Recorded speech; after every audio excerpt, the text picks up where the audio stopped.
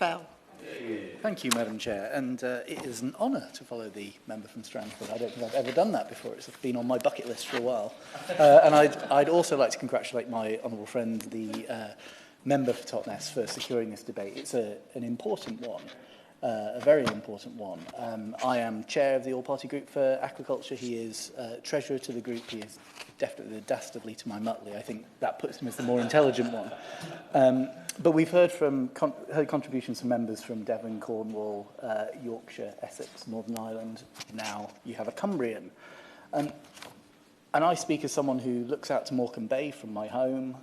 We have hundreds of small fishers in Morecambe Bay. We've got a large oyster farm off Walney, and we have a company in Barrow, quite surprisingly, in Barrow, which is one of the largest producers and conglomerators of live bivalve molluscs in the UK. And this is a sector which is struggling, and it doesn't need to be struggling. There are huge opportunities here, and managed well and given the tools that it needs for growth, it could be a great British success story. You know, it offers an almost unlimited and sustainable source of protein for us, for export markets. It offers a boon to our coastal communities, many of which are struggling, and we know it all too well. And it could be a guarantor of marine biodiversity as well. But it is hamstrung and held back, and the tools we have to unlock it are within our reach, so within our grasp. And I would urge my right honourable friend, the Minister, to do just that. I'd like to focus on three areas.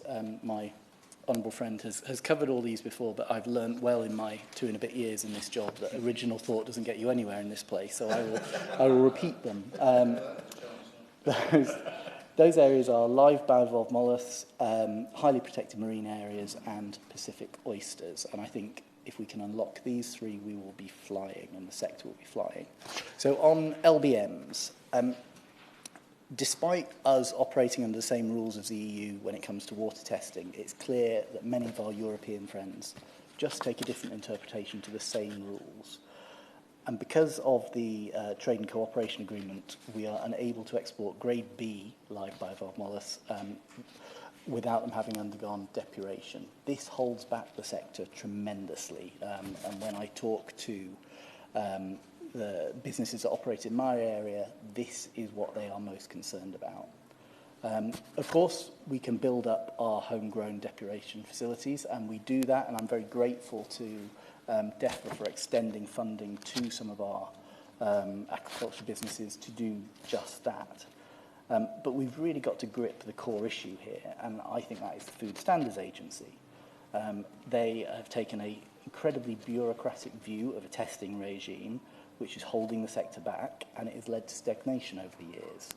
You know, the UK currently operates, despite having the same system and the same rules, the strictest interpretation of those rules of anywhere in Europe. There's no evidence that our more restrictive system does any better in protecting public health. Indeed, the system of taking monthly measurements, when in reality those measurements can change by the hour, and we know it, means that many of these businesses, fantastic local businesses, are one bad measurement away from closure. And that speaks to the really parlous state of the industry. It needs changing. We know that our waters are not poor, but our system of measurement and our ability to measure quickly and our willingness to measure quickly is. So we need to look at how our colleagues in Europe are interpreting exactly the same rules as the ones that we operate under, and we should unashamedly copy them.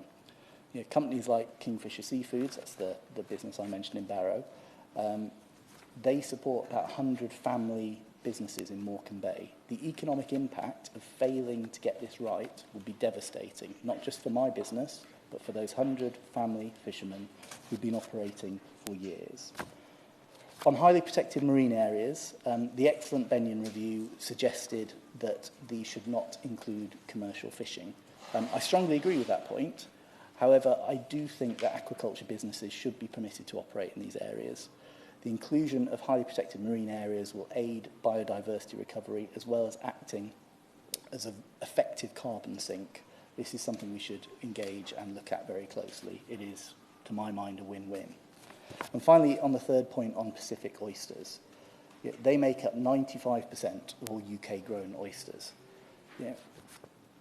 For some time, they're classified as invasive, but as we've heard, due to their prevalence, they've become naturalised. There's almost no chance that we're going to rid our coastal waters from them, and we wouldn't want to either. Our waters are, of course, linked to our European neighbours. They have taken the correct step of recognising them as naturalised, and they started harvesting them. You know, what's the result? Well, as my honourable friend from Totnes said, they've got an aquaculture sector in France producing 145,000 tonnes per year to our 2,680 tonnes. The delta is enormous, and by simply looking at this in a different way, you can see the scale of the growth that's on offer. So if DEFRA were to recognise that Pacific oysters were naturalised across the UK, businesses like the excellent Morecambe Bay oysters on Walney in my own constituency would be able to scale up. Others, which are currently at the risk of closure, would be able to continue to operate, and they go out of the parlous state that they find themselves in now.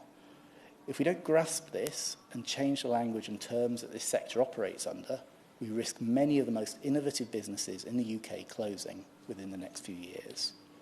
And we have it in our gift to do this, to enable a viable aquaculture sector that is sustainable, on which thousands of new jobs can rely, which would promote biodiversity, and which would offer considerable trade opportunities. And while I am too cheap to copy the Honourable Member for Totnes and invite colleagues for lunch and the Chair to lunch, I would encourage you to take up his offer, because this is a story we should tell people about. This is a story we need to learn about. It is a good news story waiting to happen, and I hope that the Minister will listen to the cross-party support in this room for support for this sector and help things get moving for them. Yeah. Angus Brendan McNeill. Yeah.